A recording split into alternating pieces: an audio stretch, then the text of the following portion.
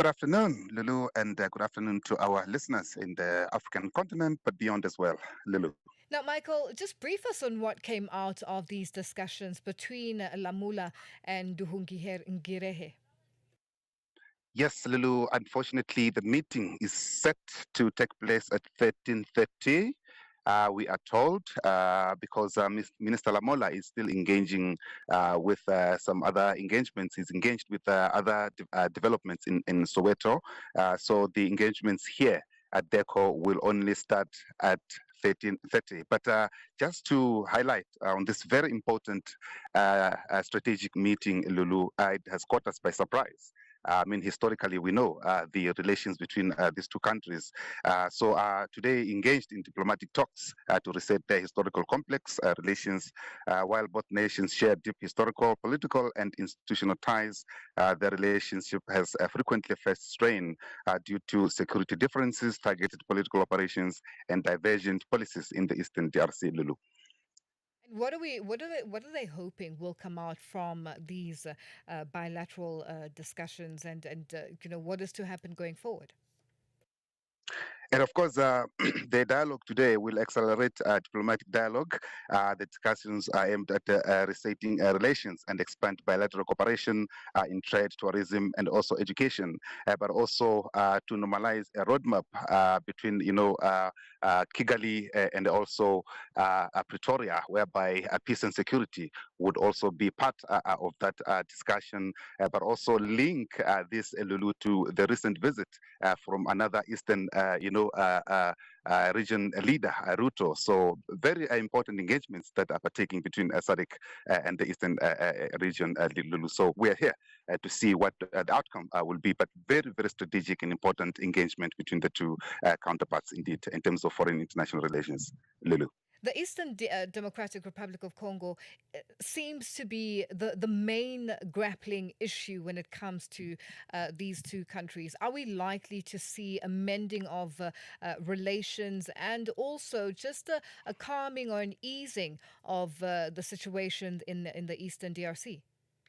Indeed, Lulu, that is the elephant in the room. But also, in addition, Lulu, we know beside the conflict on the side, Rwanda is also affected with the DRC as far as the Ebola, pandemic is concerned. So that also would be part of that subject of discussion, indeed, Lulu, and also really centralizing the relations between the two nations, where the African continent views them as rivals because of the accusations that has been undertaken between the two nations since establishing their relations in 1994, and also South Africa. Some other people alleging that South Africa accuses Rwanda of being aligned with, the M23 that are causing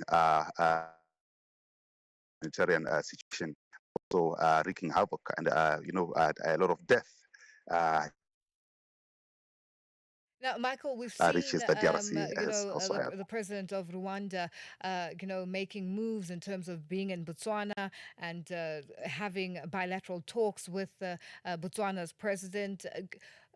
Is this Was this a way of Rwanda sort of trying to build relations or build ways with the SADC region, seeing that the relations between Rwanda and South Africa had sort of frozen off? What are we to read from that trip to Botswana and those engagements, and what is happening now, especially with you highlighting the issue of the Ebola pandemic, where Rwanda could be impacted? Indeed, and I think I still have also to indicate that President Cyril Ramaphosa also spoke recently today about the Ebola issue. But this engagement, as I indicated, Lulu, that is so strategic, very important, because it follows, like you said, these other engagements that these leaders, Kagame went to visit.